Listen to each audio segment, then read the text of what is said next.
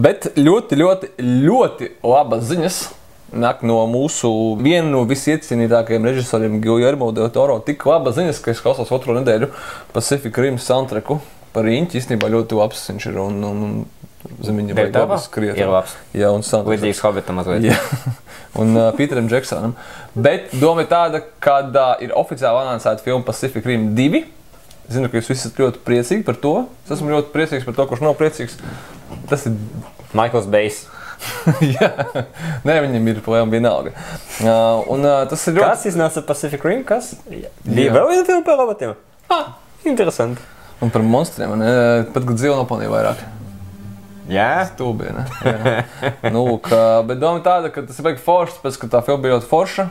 Es ceru, ka jūs vismaz piekrītat, un tā bija viena no retajām oriģinālajām filmām, kurai tomēr izdevās, un lai gan viņi nenopelnīja tik daudz, kā viņi gribētu, viņi nebija tik masīva veiksme. Studija tomēr tic Del Toro, īpaši tā viņa tagad ir jauna studija, kur kopā ar Legendary viņš aizgāja uz Universal, un ir gatava finansēt Del Toro darbus. Tur par šī notikuma sakarā Del Toro, protams, viss uzreiz salieca virsū un sāka baigi intervēt, un viņš negribot izstāstīt visās citas interesantas lietas. Piemēram, tas, ka būs arī Pacific Rim animācijas filmu seriāls.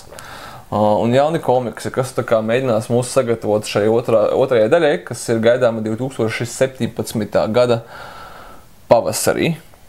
Kas man likās vēl foršāk, nu tā... Michaels Bays paspēs vēl vienas transferumas, es ne par to laiku. Viņam gadu divus paspēs vismaz, nu tā, ka tur es negribētu to komentēt. Izmantos vienkārši esošos kadros. Jā, vismaz kaut kāda trešdaļa notiek. Sen jau neatšķir neviens, kas vispār kurā brīdī notiek. Kas man patīk vēl vairāk, ir tas, ka, protams, Del Toro galvenais, ko viņam jautā, nu forši, ka Pacific Rim, jā, malacis turās un tā, bet kā tad At the Mountains of Madness beidzot varbūt, ka to arī varēs.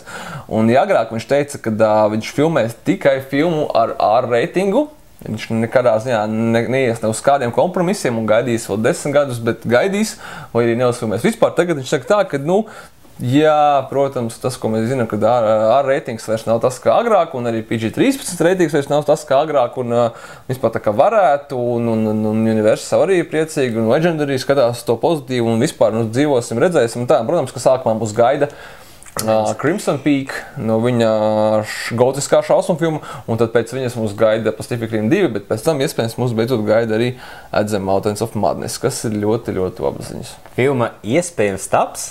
Filma, kas saka, iespējams taps, jā, mēs tagad par viņu parunāsim, bet mēs viņu vēl tik drīz neredzēsim, jo viņi iespējams taps. Un ziniet, kas tur būs labi? Tie efekti, specefekti.